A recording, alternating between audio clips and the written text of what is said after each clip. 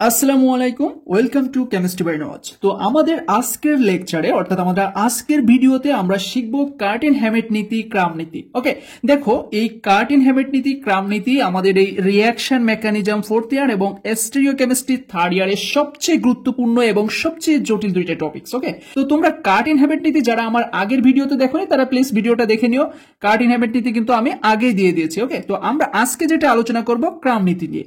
তো ক্রাম নীতি কি, ক্রাম নীতির এক্সাম্পল, ক্রাম নীতি কিভাবে আমরা বিস্তারিত ব্যাখ্যা করব সেটা আমাদের আজকের লেকচারে থাকবে। চলো আমরা ক্রাম নীতি দেখে নেই। ওকে, দেখো আমরা এখানে ক্রাম নীতির একটা মডেল এবং ক্রাম নীতির যে ব্যাখ্যাগুলো সবগুলো এখানে হ্যান্ড নোট করে রেখেছি তোমাদের যাতে এক্সামে লিখতে কোনো সমস্যা না হয়। ঠিক আছে, তোমরা এভাবে এক্সামে লিখে দিবা।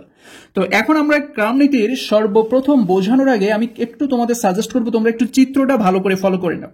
আমরা কি করব, আমরা এই ক্রাম নীতির ব্যাখ্যা পড়বো আর চিত্রের সাথে প্রমাণ দেখাবো যে ব্যাখ্যার সাথে চিত্রের কোনো মিল আছে কিনা। ওকে, প্রথমে আমরা এই চিত্র মানে ক্রাম নীতিটাকে এ পথে এবং বি পথে দুইটা পথে চালনা করব। এ পথে নিউক্লিওফাইল এই যে এস গ্রুপ মানে স্মল ছোট গ্রুপের পাশ দিয়ে অ্যাটাক করবে, আর বি পথে নিউক্লিওফাইল মিডিয়াম গ্রুপ মানে মধ্যম গ্রুপের পাশ দিয়ে অ্যাটাক করবে। ঠিক আছে, তো এটা আসলে কি রকম দেখো, ক্রাম নীতিতে আমরা যে কনফর্মেশন বা সমানুযুক্ত বিক্রিয়কটা নেই সেটা কেমন হয়, সেখানে একটা কার্বনিল গ্রুপ থাকে, কার্বন অক্সিজেন ডাবল বন্ড যুক্ত একটা গ্রুপ থাকলে সেটাকে আমরা কার্বনিল গ্রুপ বলি। আর কি কি থাকে দেখো, এই বিক্রিয়ক কনফর্মেশনে একটা medium group M, small group S, large group L থাকে এবং একটা অ্যালকাইল গ্রুপ আর থাকে। ঠিক আছে, তো এই এম কে বলে মিডিয়াম বা মধ্যম গ্রুপ, এস কে বলে স্মল বা ছোট গ্রুপ, এল কে বলে লার্জ বা বড় গ্রুপ, আর কে বলে কি অ্যালকাইল গ্রুপ, অর্থাৎ সেটা হাইড্রোজেনও হতে পারে আবার মিথাইলও হতে পারে। ক্লিয়ার, আর এর পজিশনে মিথাইলও থাকতে পারে আবার হাইড্রোজেনও থাকতে পারে।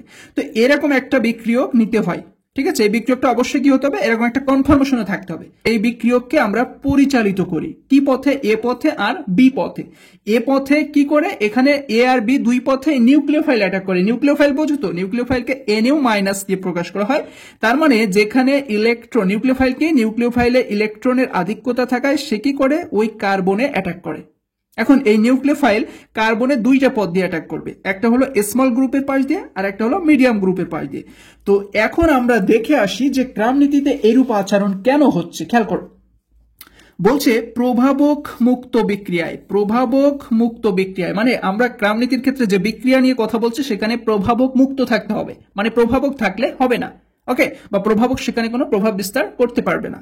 প্রভাবক মুক্ত বিক্রিয়ায় দেখো তো এই বিক্রিয়াটাতে কি কোনো প্রভাবক আছে, কোনো প্রভাবক নেই, কিন্তু আছে শুধুমাত্র নিউক্লিওফাইল, এটাকে প্রভাবক বলে না। তাহলে আমরা প্রথম কথার মিল পাচ্ছি যে প্রভাবক মুক্ত বিক্রিয়ায়। তারপর কি বলছে খেয়াল করো, কার্বনিল গ্রুপটির কনফর্মেশন। কার্বনিল গ্রুপ কি আদৌ আছে? হ্যাঁ, এই যে আছে, কার্বন অক্সিজেন ডাবল বন্ড যুক্ত গ্রুপ, এটাই তো কার্বনিল গ্রুপ। ওকে, আরো একটা মিল পেলাম। তারপর কি বলছে, ছোট গ্রুপ এস ও মধ্যম গ্রুপ এম দ্বারা ঘিরে থাকবে। দেখো তো কার্বনিল গ্রুপটা ছোট গ্রুপ এস আর মধ্যম গ্রুপ এম দ্বারা ঘিরে আছে না, দুইটার মাঝখানে তো আছে কার্বনিল গ্রুপ, তার মানে ছোট গ্রুপ এস এবং মিডিয়াম গ্রুপ এম দ্বারা ঘিরে থাকা অবস্থায়। ক্লিয়ার, এরপর কি বলছে, নিউক্লিওফাইল অ্যাটাক করবে। কোন দিক থেকে অ্যাটাক করবে দেখো, কম স্টেরিক বাধা অঞ্চল থেকে সে কার্বনিল গ্রুপকে আক্রমণ করবে, তাই না? তাহলে কার্বনিল গ্রুপকে আক্রমণ করবে মানে এই কার্বনকে সে অ্যাটাক করবে। কোথা থেকে? কম স্টেরিক বাধা। স্টেরিক বাধা বোঝো তো, মনে করো এই মিথাইল গ্রুপ একটা লার্জ গ্রুপ। ঠিক আছে, এ যখন এই কার্বনে পাশাপাশি থাকবে না, তখন কোনো নিউক্লিওফাইল এইখানে সহজে অ্যাটাক করতে পারবে না। কেন পারবে না? কারণ এই দুইটা বড় গ্রুপ পাশাপাশি থাকায় এইখানে একটা বিকর্ষণ কাজ করবে, যে কারণে এখানে স্টেরিক বাধা বা বাংলায় বলে স্টেরিক ভিড় দেখা দেবে। এই স্টেরিক বাধা বা স্টেরিক ভিড় দেখা দেওয়ায় নিউক্লিওফাইল এই পথ দিয়ে সহজে অ্যাটাক করতে পারে না। আবার যদি এই কার্বনে কোনো ছোট গ্রুপ যেমন হাইড্রোজেন থাকে, তাহলে এখানে স্টেরিক বাধা বা ভিড় খুব একটা থাকে না, ফলে নিউক্লিওফাইল এই পথ দিয়ে খুব সহজে অ্যাটাক করতে পারে। আশা করি আমি তোমাদের স্টেরিক বাধা ভিড়টা বোঝাতে পেরেছি। তো এখন দেখো, এই নিউক্লিওফাইল বলা হচ্ছে এখানে কি, যে কম স্টেরিক বাধা অঞ্চল থেকে কার্বনিল গ্রুপকে আক্রমণ করবে, তাই না? তো কম স্টেরিক বাধা কোন দিকে আছে? এই যে যেদিকে স্মল গ্রুপ থাকবে সেদিকে কম স্টেরিক বাধা আছে, যেদিকে স্মলের থেকে একটু বড় মিডিয়াম গ্রুপ থাকবে সেখানে স্টেরিক বাধা বেশি থাকবে। তাহলে কম স্টেরিক বাধা অবশ্যই স্মল গ্রুপের পাশে আছে, তাই নিউক্লিওফাইল এই স্মল গ্রুপের পাশ দিয়ে অ্যাটাকটা করবে। ঠিক আছে, অ্যাটাক করলে কি হবে, যে প্রোডাক্ট পাওয়া যাবে সেটাকেই মুখ্য বা মেজর প্রোডাক্ট বলে। তাহলে দেখো, এই এ পথে অ্যাটাক করলে যে প্রোডাক্ট পাচ্ছি আমরা তাকে কি বলছি, মেজর প্রোডাক্ট। ওকে, এবং অপরটি হবে গৌণ প্রোডাক্ট বা মাইনর প্রোডাক্ট। অপরটি কার কথা বলছে, মানে নিউক্লিওফাইল ওই যে স্টেরিক বাধা বেশি অঞ্চল থেকে অ্যাটাক করলে যে উৎপাদটা আমরা পাবো সেটাকে বলে মাইনর বা গৌণ প্রোডাক্ট। ক্লিয়ার, তো এই যে ক্রাম নীতির ফার্স্ট স্টেপে কিন্তু আমরা হুবাহু মিল পেলাম। এখন সেকেন্ড স্টেপে কি বলা হচ্ছে দেখো, যে কার্বনিল গ্রুপ এমন কনফরমেশন থেকে বিক্রিয়কের সাথে বিক্রিয়া করবে যাতে কিটোন গ্রুপের অক্সিজেন আলফা কার্বনে যুক্ত সবচেয়ে বৃহৎ গ্রুপের বিপরীত দিকে অবস্থান করে। এই কথাটা বোঝার চেষ্টা করো। কার্বনিল গ্রুপ এমন কনফরমেশন থেকে বিক্রিয়া করবে, এই তো দেখতে পাচ্ছি আমরা কার্বনিল গ্রুপ একটা কনফরমেশন থেকে বিক্রিয়া করছে। সেটা কিভাবে থাকবে দেখো, বলছে কিটোন গ্রুপের অক্সিজেন, এই যে কিটোন গ্রুপের অক্সিজেন আলফা কার্বনের সাথে যুক্ত সবচেয়ে বৃহৎ গ্রুপের বিপরীত দিকে থাকবে।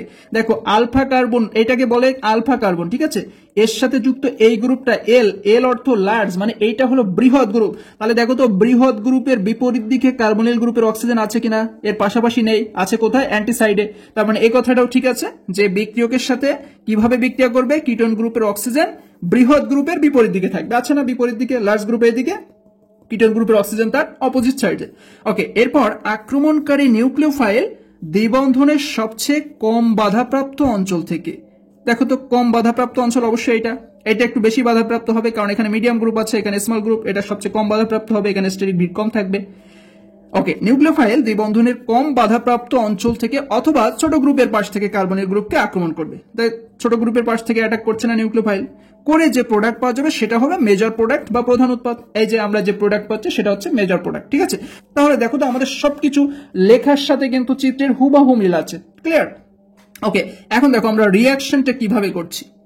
তো এখানে আছে কি কিটো গ্রুপ, তাই না, এখানে কিটোন গ্রুপের পাশ দিয়ে অর্থাৎ ছোট গ্রুপের পাশ দিয়ে, কিটোন গ্রুপের পাশে অবস্থিত স্মল গ্রুপের পাশ দিয়ে নিউক্লিওফাইল অ্যাটাক করছে। তো নিউক্লিওফাইল এই কার্বনের সাথে অ্যাটাক করছে। তো এই কার্বনটাকে আমরা এখানে আর লিখিনি, আমরা এই মাঝখান পজিশনে কিছু নেই, মানে এখানে কার্বন আছে, ঠিক আছে। তো এই কার্বনের সাথে নিউক্লিওফাইল যখন অ্যাটাক করছে তাহলে নিউক্লিওফাইল এই কার্বনের সাথে অবশ্যই মাস্ট বি অ্যাটাচ হয়ে যাবে। এই যে নিউক্লিওফাইল কার্বনের সাথে অ্যাটাচ হয়ে গেছে, ঠিক আছে। আবার দেখো এই নিউক্লিওফাইল যখন এই কার্বনে অ্যাটাক করছে, এই কার্বনের এই ডাবল বন্ধন ভেঙে এই ইলেকট্রন অক্সিজেনের কাছে চলে যাচ্ছে, ফলে কার্বনের এই ডাবল বন্ধন তখন একক বন্ধনে পরিণত হচ্ছে, এই যে একক বন্ধন। আবার এই একক বন্ধনে যখন আসছে তখন এখানে একটা অক্সিজেন মাইনাস অবস্থা তৈরি হচ্ছে, যে অক্সিজেন মাইনাস বাইরের কোনো পরিবেশ থেকে একটা প্রোটন H+ কে নিয়ে OH বন্ড গঠন করে। আশা করি এই লাইনটা তোমরা বুঝতে পেরেছো যে নিউক্লিওফাইল যখন কার্বনে অ্যাটাক করবে, তো নিউক্লিওফাইল তো কার্বনের সাথে অ্যাটাচ হয়ে যাচ্ছে, বাট এই কার্বন অক্সিজেন ডাবল বন্ধন তখন আবার ভেঙে যাচ্ছে এবং এর ইলেকট্রন ঘনত্বগুলো কোথায় চলে যাচ্ছে, অক্সিজেনের কাছে। ফলে অক্সিজেনের তখন একটা মাইনাস চার্জ অবস্থা সৃষ্টি হচ্ছে, মানে এখানে ইলেকট্রন ঘনত্ব বেশি থাকছে এবং এই অক্সিজেনের মাইনাস চার্জ অবস্থা তখন কি করতে চাইবে, একটা প্লাস চার্জকে সাথে নিতে চাইবে। সেই প্লাস চার্জ কি, প্রোটন, বাইরের পরিবেশ থেকে সে একটা প্রোটনকে নিয়ে OH গঠন করছে। ওকে, তাহলে দেখো এই ডাবল বন্ড তখন এই যে সিঙ্গেল বন্ড হয়ে গেছে। ওকে, এরপর দেখো কার্বনের সাথে আরো একটা কি গ্রুপ ছিল, অ্যালকাইল গ্রুপ, আর সেটাকেও আমরা আর হিসেবে অ্যাটাচ করে দিয়েছি, লিখে দিয়েছি। ওকে, এখন আমাদের তিনটা যে গ্রুপ মিডিয়াম, স্মল, লার্জ, এদেরকে আমরা কি করব, সাইকেলের চাকার বা সাইকেলের স্পোকের মতো করে সাজিয়ে দেখব। এটাই কিন্তু এক্লিপসড কনফরমেশন। তোমাদের যাদের এক্লিপস এবং স্ট্যাগার্ড কনফরমেশন নিয়ে কোনো আইডিয়া নেই তাদের উদ্দেশ্যে বলি, এক্লিপসড কনফরমেশনের গ্রুপগুলো খুবই পাশাপাশি থাকে, আর স্ট্যাগার্ড কনফরমেশনের গ্রুপগুলো একটু দূরে দূরে থাকে, দেখেছো, 60 ডিগ্রি ব্যবধানে থাকে স্ট্যাগার্ড কনফরমেশনে। তাহলে প্রথমে আমরা কি পাবো, একটা এক্লিপসড কনফরমেশন পাবো। স্মল গ্রুপ যেখানে ছিল আমরা সেখানে লিখেছি, বাট আমরা স্মল গ্রুপকে একটু নিউক্লিওফাইলের উপরে লিখেছি সাজানোর জন্য, ঠিক আছে, একটু সাজানোর জন্য। যদি স্মল গ্রুপ এখানে থাকতো তাহলে স্মল লার্জ পাশাপাশি হয়ে যেত, তাই আমরা স্মল গ্রুপটাকে একটু উপরে তুলে দিয়েছি, লার্জ গ্রুপ যে পজিশনে ছিল সেখানেই আছে। ওকে, এবার আমরা এক্লিপস থেকে একটু স্ট্যাগার্ড করলাম। কিভাবে দেখো, এক্লিপস কনফরমেশনে আমরা জানি গ্রুপগুলো পাশাপাশি থাকে, স্ট্যাগার্ডে সেগুলো একটু দূরে দূরে চলে যাবে। এখন এই স্ট্যাগার্ড করার সময় এটা কিভাবে ঘোরে দেখো, এটা ঠিক এই অ্যাঙ্গেলে ঘোরে, মানে এই পজিশনটা ঠিক ঘুরে কিভাবে, এই অ্যাঙ্গেলে, ঠিক আছে। দেখো এই ঘোরাটা কিন্তু এই যে small group, medium group, large group এরা ঘুরবে না, এরা যে পজিশনে থাকবে সে পজিশনে থাকবে, শুধু ঘুরবে এই যে তিন কোণায় স্পোকের মতো দেখতে পাচ্ছ এই জিনিসটা ঘুরবে, ঠিক আছে। নিউক্লিওফাইল ঘুরে এই পজিশনে আসবে, OH ঘুরে এই পজিশনে আসবে, এবং এই যে তোমার আর ঘুরে কোথায় যাবে, এই পজিশনে যাবে। দেখছো সবকিছু কিন্তু ঘুরে গেছে, এবং এইভাবে আমরা পেলাম কি, মেজর প্রোডাক্ট। ওকে, এখন তোমরা যদি কেউ চাও যে আমরা এই অংশটা বাদ দিয়ে ডিরেক্টলি এই অংশ লিখে দেই, সমস্যা কি, হ্যাঁ পারো, তোমরা এটা বাদ দিয়ে ডিরেক্টলি এইখান থেকে এইখানে আসতে পারো, এবং এটাই হচ্ছে কি মেজর প্রোডাক্ট। কেন মেজর প্রোডাক্ট, কারণ নিউক্লিওফাইল দেখো কম স্টেরিক বাধা বা ছোট গ্রুপের পাশ দিয়ে অ্যাটাক করছে, এটাই তো আমাদের ক্রামের নীতি, যে পাশে স্টেরিক বাধা কম থাকবে বা ছোট গ্রুপ সেদিক থেকে অ্যাটাক করলে মেজর প্রোডাক্ট পাওয়া যাবে, যেখানে স্টেরিক বাধা বেশি থাকবে বা মিডিয়াম গ্রুপ বা লার্জ গ্রুপ হবে সেখান থেকে অ্যাটাক করলে সেটা কম পাওয়া যাবে, মাইনর প্রোডাক্ট হবে। এবার দেখো বি পথে আমরা কি করছি, নিউক্লিওফাইলকে ওই বেশি স্টেরিক বাধা অঞ্চল দিয়ে অ্যাটাক করাচ্ছি, মানে মিডিয়াম গ্রুপের পাশ দিয়ে, আমরা ছোট গ্রুপের পাশ দিয়ে এটাকে অ্যাটাক করাচ্ছি না। তাহলে মিডিয়াম গ্রুপের পাশ দিয়ে যখন নিউক্লিওফাইল এই কার্বনে অ্যাটাক করবে, দেখো নিউক্লিওফাইল তো কার্বনের সাথে অ্যাটাচ হয়ে যাবেই, এখানে কিছু নেই মানে কার্বন আছে, নিউক্লিওফাইল এই কার্বনের সাথে বন্ড তৈরি করে অ্যাটাচ হয়ে যাচ্ছে। আবার এই নিউক্লিওফাইল যখন এই কার্বনে অ্যাটাক করে এই ডাবল বন্ড ভেঙে যায়, ভেঙে ইলেকট্রন ঘনত্ব অক্সিজেনের কাছে চলে যায়, ফলে অক্সিজেনের একটা মাইনাস অবস্থা সৃষ্টি হয়। এই অক্সিজেনের মাইনাস অবস্থা কি করে, বাইরের পরিবেশ থেকে একটা প্রোটনকে নিয়ে ওএইচ গঠন করে। দেখছো খুব সিম্পল হিসাব। এবং এই কার্বনের সাথে আরো একটা কি গ্রুপ ছিল, অ্যালকাইল গ্রুপ, সেটাও আমরা লিখে দিয়েছি। একবার মিডিয়াম গ্রুপ, স্মল গ্রুপ এবং লার্জ গ্রুপ যে যে পজিশনে ছিল আমরা তাদেরকে একটু সাজিয়ে দিয়েছি। ওকে, এরপরে আমরা কি করব, আমরা এইবার এটা তো আমরা পেয়েছি এক্লিপস কনফার্মেশন, মানে গ্রুপগুলো পাশাপাশি থাকলে হয় এক্লিপস কনফার্মেশন, কিন্তু এটাকে আমাদের স্ট্যাগার্ডে নিয়ে যেতে হবে, মানে গ্রুপগুলোকে একটু দূরত্ব বজায় রেখে আমাদের অবস্থান করাতে হবে। তাহলে দেখো medium group, small group, large group আমরা বলেছিলাম যে যেখানে ছিল সেভাবেই থাকবে, শুধু ঘুরবে এই স্পোকের মতো অংশটা। তো আগেরটাতে মানে কম স্টেরিক অঞ্চল থেকে অ্যাটাক করলে যেভাবে ঘুরতো, এখন বেশি স্টেরিক অঞ্চল থেকে অ্যাটাক করলে তার বিপরীতে ঘুরবে, মানে ওইটা এইদিকে ঘুরেছিল, এটা ঘুরবে এই দিকে, আর যাবে এইখানে, নিউক্লিওফাইল যাবে এইখানে, এবং এই যে তোমার ওএইচ আসবে এইখানে, এই অ্যাঙ্গেলে ঘুরবে। আগেরটা ঘুরেছিল এই অ্যাঙ্গেলে, এটা ঘুরবে এই অ্যাঙ্গেলে। ক্লিয়ার? দেখো তাহলে আমরা এর মাধ্যমে যে প্রোডাক্টটা পেলাম এটা হচ্ছে মাইনার প্রোডাক্ট। এটাই কিন্তু ক্রামের নীতি, মানে মেজর প্রোডাক্ট আর মাইনার প্রোডাক্টের পার্থক্য কিভাবে বের করবো সেটাই ক্রামের নীতি। অর্থাৎ নিউক্লিওফাইল দুই পথে অ্যাটাক করবে, এক পথে স্টেরিক বাধা কম থাকবে আর এক পথে স্টেরিক বাধা বেশি থাকবে। যে পথে কম থাকবে সেখান থেকে মেজর প্রোডাক্ট পাওয়া যাবে, যে পথে বেশি থাকবে সেখান থেকে মাইনার প্রোডাক্ট পাওয়া যাবে। এটাই হলো ক্রামের নীতি, এর বাইরে কিচ্ছু নেই, আর কিছুই নেই, এটাই ক্রামের নীতি। তোমরা এটাই লিখে দিবা, ঠিক আছে? এরপর তোমরা একটু বিস্তারিত এক দুই লাইন লিখে দিলে, যে দুইটা চিত্র আমরা আঁকালাম সেই দুইটা চিত্রের আমি যে কথাটা বললাম ওইটাই তোমরা লিখে দিবা, ঠিক আছে? আমি ওই সেম কথাটাই তোমাদেরকে আলোচনা করেছি। তো এটা ছিল ক্রামের নীতি। এখন আমরা এই যে ক্রাম চিত্র পেয়েছি, এই মাপিকে একটা এক্সাম্পল তোমাদের দেখাবো, ঠিক আছে? ওকে, দেখো আমরা সেম একটা এক্সাম্পল নিয়েছি যেখানে তোমার আমাদের যে ক্রাম নীতিতে বলা ছিল প্রভাবক মুক্ত থাকবে। এখন তোমরা এই জিনিসটাকে আবার প্রভাবক ভেবে বসো না, এটা হলো গ্রিগনার্ড বিকারকের সংকেত। আমরা জানি গ্রিগনার্ড বিকারকের সংকেত কি, RMgX। তো আর এর জায়গায় আছে CH3 অ্যালকাইল গ্রুপ, আর Mg ম্যাগনেসিয়াম তো আছেই। এক্স মানে কি, এক্স মানে হ্যালোজেন, হ্যালোজেন হিসেবে এখানে আমরা ব্রোমিন নিয়েছি। ক্লিয়ার? এইখান থেকে আমরা পাই কি নিউক্লিওফাইল, সেটা হলো CH3।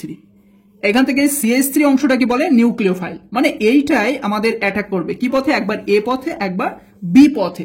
এ পথ মানে কি, এ পথ মানে এইখানে স্টেরিক বাধা কম আছে, আর বি পথ মানে এখানে স্টেরিক বাধা বেশি আছে।